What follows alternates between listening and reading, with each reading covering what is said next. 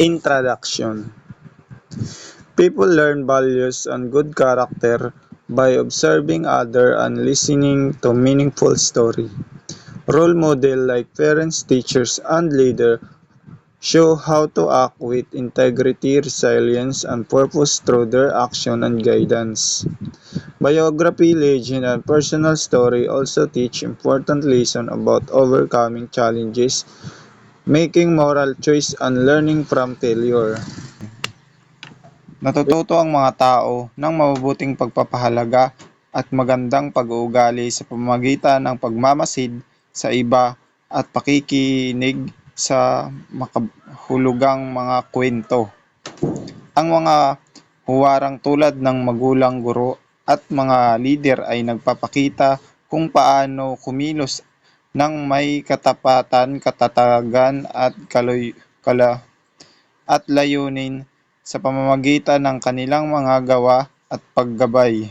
Ang mga talambuhay, alamat at personal na karanasan ay nagtuturo rin ng mahalagang aral tungkol sa pagharap sa mga pagsubok, paggawa ng tamang desisyon at pagkatuto mula sa pagkakamali. When people reflect on their examples and apply the lesson to their own lives, especially with the help of mentors, they better understand value like empathy, discipline, and perseverance. Learning through real example and stories help individual grow into responsible and individual living person.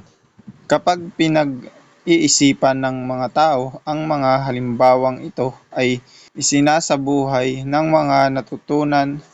Kapag pinag-iisipan ng mga tao ang mga halimbawang ito ay isinasabuhay ang mga natutunan sa kanilang sariling buhay, lalo na sa tulong ng mga tagapayo.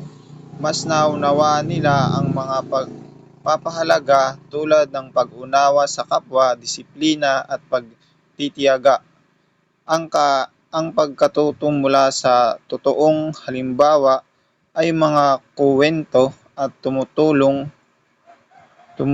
sa isang tao na maging responsable at may mabuting pagpapahalaga sa buhay.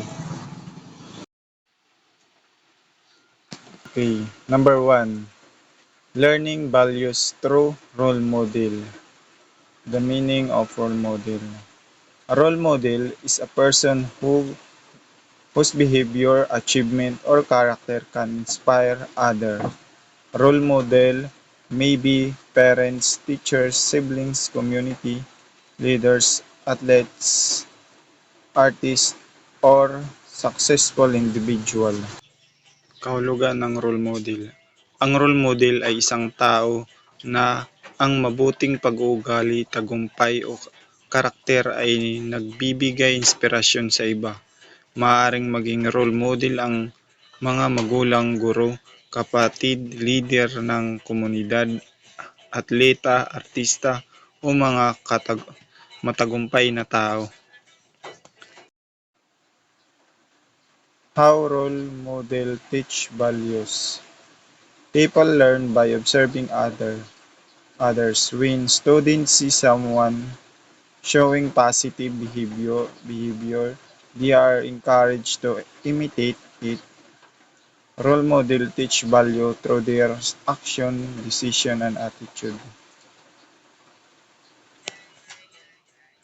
Paano nagtuturo ng pagpapahalaga ang mga role model?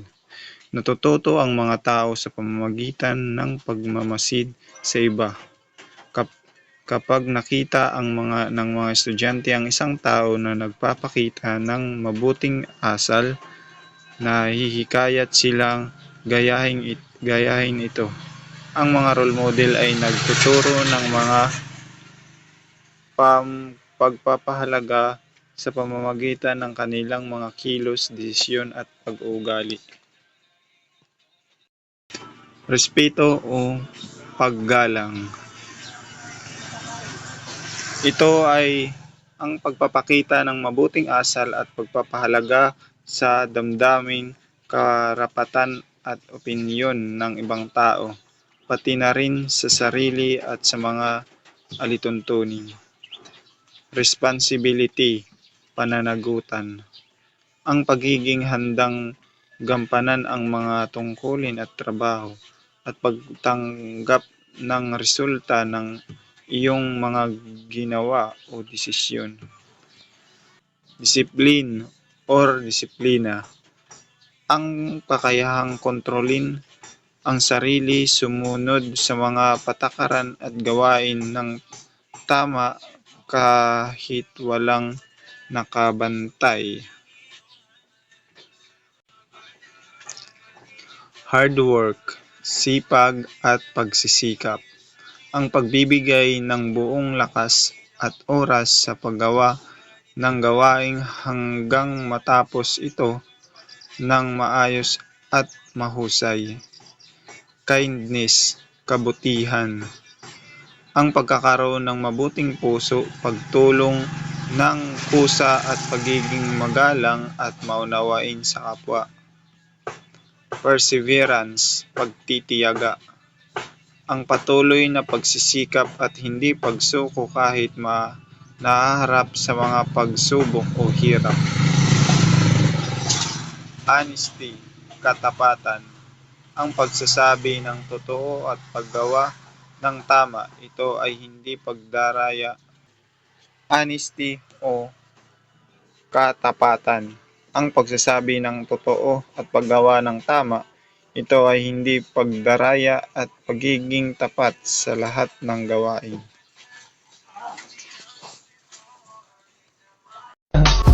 I just had to let you know you're